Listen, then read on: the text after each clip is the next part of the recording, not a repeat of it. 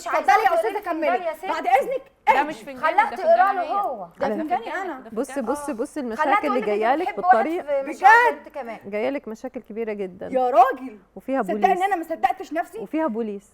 ايه والله رايك؟ بجد. صدقيني. ده من الست وعارفه اللي انت البوليس جايبها لي ده؟ تقرا لي عارفة الفنجان. طب ما انا جاي معاكي. طب جاي معايا. لا احنا مش عارفين كنت شايفة نعمل على حاجه على لازم فكره. حضرتك تحت يا جماعه كده. كلبوش اهدي عشان انا هيبقى فيها كلبوش. في اتفضلي. كلبوش، وحياه ربنا هيكون في كلبوش، وحياه ربنا. وحياة طب مين اللي ربنا. هيحبسني؟ من فضلك خلي والكلبوش ضيفتي ده- تكمل كده، ما الكلبوش ما جاش ينفعش. الا لما جينا لكم يا طب ارجعي معلش. كده واهدي معلش. اهدي معلش بس. اهدي بقى. اهدى طيب. هو انت ايه اللي اهدى موتري بقى. عارف ان ما سكتش هطلع اسلاف اللي جابك. انا بقول لك اهو. ايه طيب. دي واحترم ان انا قاعد. عيب. احترم انت نفسك. بصي طب عيب. الكلبش ده اه هيكون السنه الجديده، والسنه الجديده دي للاسف هتقضيها باسم مبابه.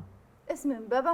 طب ليه ما تقوليش ان الكلام انا ده هرتبط؟ انا على فكره مش مرتبطه. مم. قعدت ربيت ولاد اختي. ايه رايك ان ممكن الكلبوش اللي انت بتقولي عليه ده اسم مبابا يمكن يكون خاتم جواز وهتجوز واحد من امبابه؟ انت بتصدقي هو الكلام ده؟ ثانيه انا الكلب- مش مصدقه، انا برد على هو كلام الكلب- قومي نمشي. لا مش همشي لما اخلص اشوف في الاخر ايه. هو حضرتك أستاذة، ليه الكلام ده أنا ما يا قلتليش ستي، ليه؟ انا مش بصي قادره هقول أصدق نفسي، مش